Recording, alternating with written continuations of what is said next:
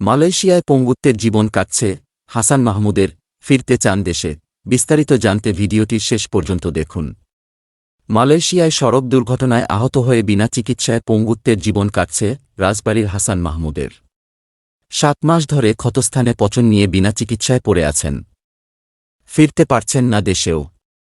মালিকপক্ষ দেশে পাঠানোর কথা বললেও কার্যকর কোনো পদক্ষেপ নিচ্ছে না।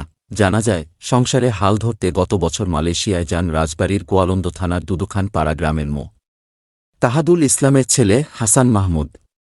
তবে ভাগ্য সহায় হয়নি তার। হাসান মাহমুদ ঢাকা পোস্টকে জানান, গত বছরের 14 সেপ্টেম্বর রাস্তায় পরিচ্ছন্নতার কাজ করার সময় দুর্ঘটনায় গুরুতর আহত হন। পরে সহকর্মীরা উদ্ধার করে ক্লাং শহরের টঙ্কু আমপুয়ান রহিমা হাসপাতালে নিয়ে যান।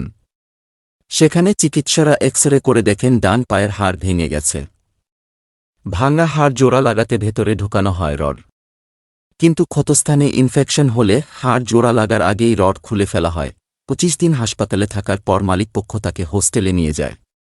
হাসান মাহমুদ বলেন, হাসপাতাল থেকে আসার পর দেশে পাঠিয়ে দেবে করে 7 মাস কেটে গেছে। এই 7 মাসে কোম্পানি আমাকে চিকিৎসা দেয়নি, বেতনও দেয়নি। আশেপাশের বাংলাদেশিদের সাহায্যে খেয়ে না খেয়ে দিন কাটছে। কারো সাহায্য ছাড়া টয়লেটেও যেতে পারেন না বলে জানান তিনি। হাসান মাহমুদ গত বছরের মে মাসে 4.5 লাখ টাকা ঋণ নিয়ে কলিং ভিসায় ঢাকার সাউথ পয়েন্ট ওভারসিজের মাধ্যমে লালুয়ান থুলুস এসটিএনবিএডি নামের একটি কোম্পানির চাকরি নিয়ে মালয়েশিয়ায় যান। স্বপ্ন দেখেছিলেন সংসারে সুদিন ফিরবে, হবে বৃদ্ধ বাবার চিকিৎসা, সেই সঙ্গে একমাত্র ছোট বোনের পড়াশোনাও হবে। হঠাৎ এক দুর্ঘটনায় তার জীবনে নেমে এসেছে ঘর অন্ধকার, এলোমেলো হয়ে গেছে সবকিছু।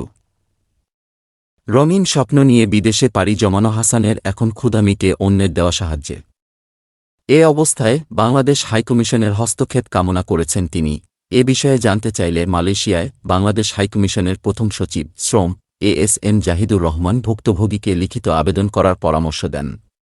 তিনি বলেন, কর্মীদের বেতন না দেওয়া, আহত মৃত্যুজনিত মামলাগুলো দূতাবাস গুরুত্বের সঙ্গে দেখে।